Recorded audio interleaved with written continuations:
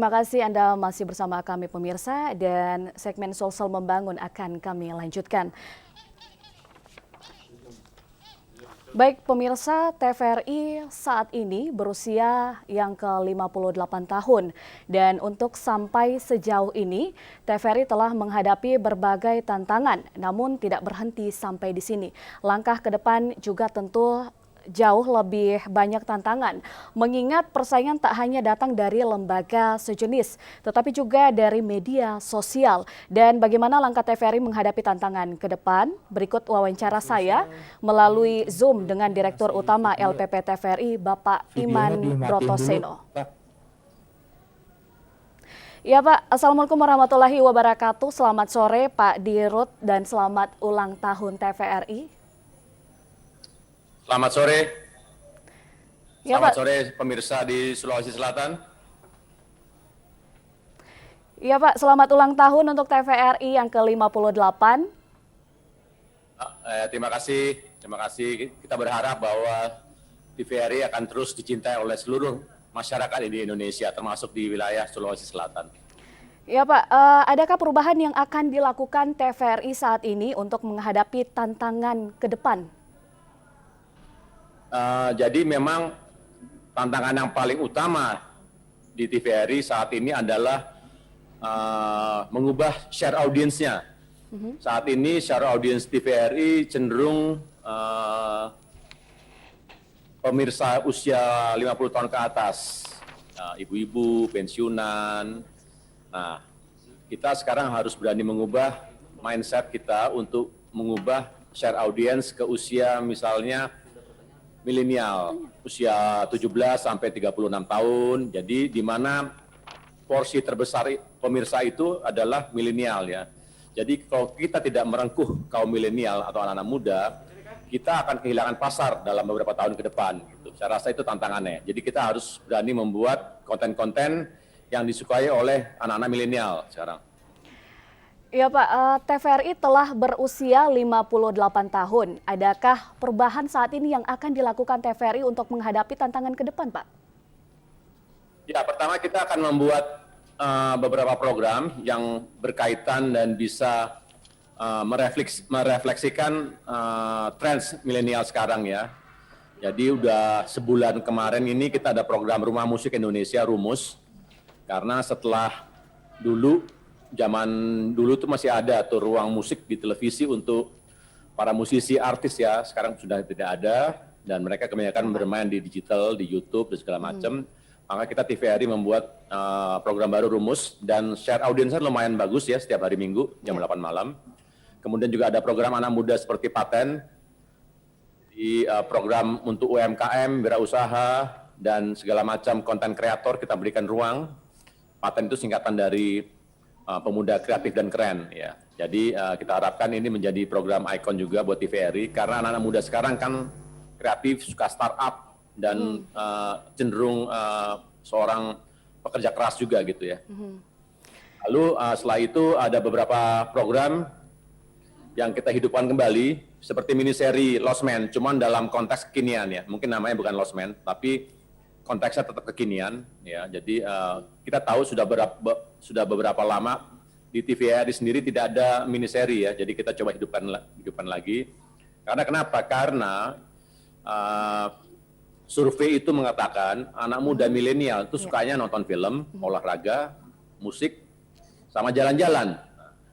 Jadi kita mencoba membuat konten-konten yang berkaitan dengan kegemaran mereka. Juga dalam program Pesona Indonesia ya, itu ada segmen jalan-jalan, kita juga akan mengangkat wisata bahari, kemudian konteks kekayaan alam di berbagai daerah, dan mengambil nuansa adventure-nya, petualangannya gitu. Jadi program-program seperti itu yang mungkin kita akan tayangkan untuk meraih pangsa pasar anak muda saat ini. Tentu saja tidak melupakan fungsi kepublikannya ya. Ya, nah Pak Iman, kita ini tidak dapat pungkiri saat ini TV publik diperhadapkan dengan berbagai media, baik penyiaran maupun media sosial. Lalu bagaimana TVRI akan menghadapi persaingan tersebut, Pak? Ya, jadi memang bagi TV itu kan ujungnya layar. Jadi mau nggak mau kita harus konsentrasi ke layar.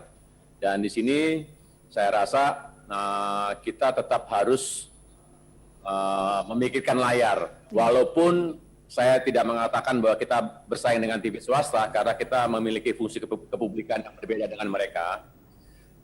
Tapi bagaimanapun juga kita harus memperhatikan layar, di mana kita menciptakan layar yang disukai oleh penonton. Nah, terkait hal itu memang ada tantangan bagi TVRI adalah salah satunya adalah untuk meremajakan dan mengupgrade teknologi khususnya di pemancar-pemancar yang mati. Jadi ada beberapa pemancar, terutama di kota besar yang harus kita aktifkan lagi, kita upgrade lagi, termasuk mengenai peralatan di studio dan kamera. Jadi semuanya harus kita perbaiki in term of technology. Setelah itu tinggal bagaimana kita mensiasati dengan program-program yang akan kita kemas. Paling utama saya rasa teknologi ini harus kita perbaiki dulu lah. Ya, Pak. Ya, Pak Iman, bagaimana memaksimalkan kemampuan para sumber daya manusia dan peralatan TVRI menyikapi era perubahan saat ini, Pak? Sekarang gini, memang di TVRI ada anggapan bahwa sumber daya manusianya sudah cenderung tua ya, tapi saya rasa tidak ya, karena saya melihat secara skill mereka di atas rata-rata. Jadi masalah usia tidak menjadi hambatan. Nah, masalahnya sekarang adalah bagaimana mengemas konten. Itu adalah problem, bagaimana mengemas konten yang menarik. Jadi kita bisa mensiasati juga dengan berbagai workshop yang telah kita buat di Jakarta. Besok saya ke Jogja juga untuk memberi workshop. Jadi kita akan undang misalnya filmmaker, penulis, director of photography, editor dari dunia film untuk memberikan workshop. Kemudian juga kita di TVRI Pusat juga baru mengembangkan dive club. Jadi buat diving club ya. Jadi kita akan mengembangkan potensi dari tayangan bawah laut. Nah, kita akan menciptakan videografer bawah laut. Kita akan latih. Akhir minggu ini mereka sudah mulai pelatihan tahap pertama, berangkat ke Pulau Seribu. Setelah itu yang paling penting kita juga akan mencoba melakukan kolaborasi. Nah, di sini dalam era digital zaman sekarang, kita harus menyadari bahwa TVRI harus bertransformasi ke era digital juga gitu ya. Kita melihat sekarang ada kecenderungan bahwa lama-lama orang nonton TV secara konvensional tidak lagi seperti zaman kita gitu ya. Jadi mereka akan nonton TV mungkin melalui gadget, melalui mobile, internet, komputer. Jadi tidak melalui dengan cara TV konvensional. Nah, kita harus mulai menyikapi itu ya. Jadi kita harus mulai membuat terobosan-terobosan, mengaktifkan kanal-kanal sosial media TVRI, membuat apps yang mungkin sesuai dengan kebutuhan TVRI sehingga tayangan-tayangan bisa dinikmati tidak melalui TV konvensional. Iya Pak, lalu mengenai konsep perubahan dengan melakukan transformasi penyiaran menyikapi tantangan pada industri saat ini kreatif yang semakin dinamis. Bagaimana menyikapi tantangannya Pak? Ya, tantangannya adalah sekarang bahwa yang paling besar adalah bagaimana mengembalikan penonton untuk menyaksikan program-program atau konten-konten TVRI. Itu tantangannya. Jadi memang kembali ke tadi ya, bagaimana kita menciptakan program-program yang mampu meraih minat, meraih teman-teman milenial untuk melihat. Kemudian kita juga bagaimana kita mampu menyikapi perubahan paradigma sekarang itu dalam konvergensi media, di mana TV tidak melulu melupakan metode dengan cara-cara konvensional ya. TV sudah merupakan bisa dilihat dengan cara yang berbeda dengan zaman dulu. Dan yang paling penting juga adalah ini yang nggak ada di TV swasta. Jadi bagaimana melibatkan publik dalam proses penyelenggaraan siaran. Jadi ini sebagai bagian dari partisipasi publik, di mana kita mengundang mereka untuk terlibat dalam penyelenggaraan siaran. Nah, proses ini bisa merupakan bagian yang menarik ya, karena bagaimana misalnya kita menciptakan TV-TV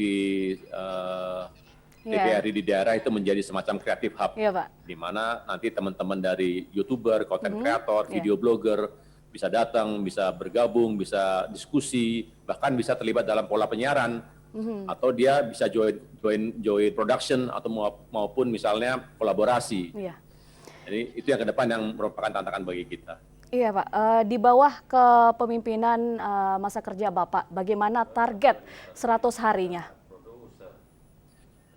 100 hari pertama kita punya Quick Win 3-6 bulan ke depan ya. Quick Win itu merupakan program-program unggulan ya. Tadi saya sudah sebutkan kita ada program paten, ada program Rumah Musik Indonesia Rumus, ada Lost Man Reborn, kita ada dokumenter sejarah Bapak Bangsa, kita akan membuat Cerdas Cermat, kemudian ada TVRI World. Nah itu adalah konten-konten unggulan yang kita akan usung dalam 3-6 bulan ke depan. Itu dalam bagian Quick Win saya dalam program 100 hari ini. Dan selain itu, yang paling penting juga adalah bagaimana menyelesaikan masalah-masalah tunkin yang tertunda gitu ya. Jadi memang terakhir saya dapat laporan dari Direktur Keuangan itu dari pihak BPKP sudah menyampaikan skema time frame dari jadwal itu kalau nggak ada hambatan bulan depan itu sudah cair tunkin buat karyawan TVRI. Jadi memang saya rasa yang paling penting juga adalah bagaimana memperhatikan kesejahteraan dari karyawan TVRI.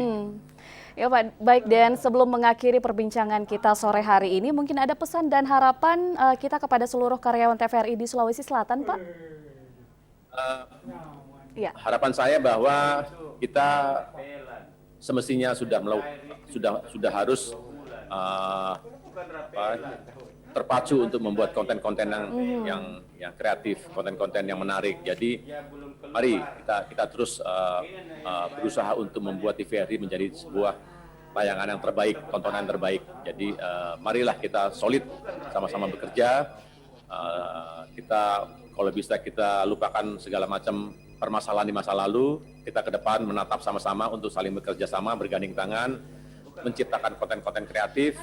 Dan yang lebih penting kita harus sepakat bahwa TVRI adalah sebuah institusi yang TVRI ini sebuah institusi yang sangat dihormati. Jadi mari kita jaga sama-sama.